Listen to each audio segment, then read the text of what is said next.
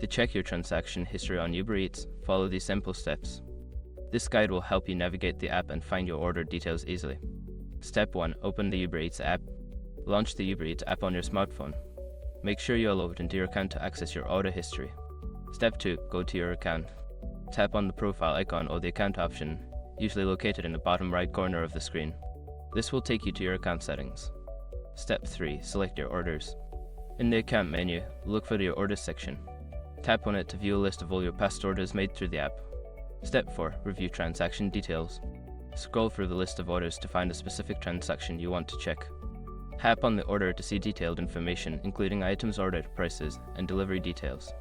Step 5. Access order receipts. If you need a receipt for a specific order, look for the option to view or download the receipt within the order details. This will provide you with a complete breakdown of your transaction. You have now successfully checked your transaction history on Uber Eats. If you have any further questions or need assistance, feel free to explore the ads help section.